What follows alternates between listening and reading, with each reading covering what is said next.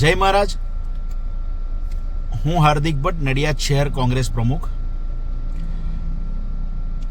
આપણા સૌ વતી પ્રશાસનને એક વિનંતી કરવા માંગુ છું.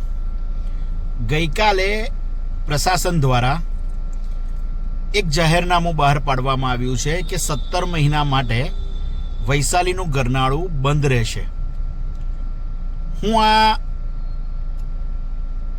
જાહેરનામા સાથે સંમત છું, પરંતુ હાલમાં આપણા નડિયાદમાં વિશ્વવિખ્યાત સંતરામ મંદિરમાં પરમ પૂજ્ય મોરારી બાપુ દ્વારા રામકથાનું આયોજન છે. દૂરથી લોકો સાંભળવામાં આવે છે. પશ્ચિમ વિસ્તારમાંથી જે લોકો આવે છે, એટલે કે માઈ મંદિર, પછી વૈશાલી ગરનાળાનો વિસ્તાર, તો વૈશાલીનું ગરનાળું જો બંધ કરી દઈશું ને તો એમને છેક ફરીને આવવું પડશે, કાં તો માઈ મંદિરવાળા રોડ ઉપર આવવું પડશે કે જ્યાં કચરાના ઢગલા હોય છે, અને રોડ પણ એવો અનઇવન છે કે જે પ્રજાજનને તકલીફ પડી શકે. જો આવવાનું થશે તો બધા આવવાના જ છે. જો રોડ ખોલવામાં નહીં આવે તો આવશે જ પ્રજાજનો, એમાં વાંધો પણ નથી.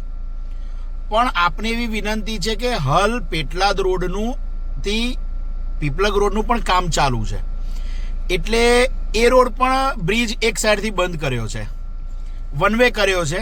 સમય પર ખુલી જશે, પણ પ્રશાસનને મારી વિનંતી છે કે 10 દિવસ માટે જો વૈશાલી ગરનાળાનું કામ થોડું અટકાવવામાં આવે તો રામકથા સાંભળવા માટે, અને 10 દિવસ પછી મેળો છે, એટલે જો આ ધ્યાન થોડું રાખવામાં આવે અને રસ્તો હાલ પૂરતો ટેમ્પરરી જો ખોલવામાં આવે ને તો પ્રજાજનોને કોઈ તકલીફ નહીં પડે.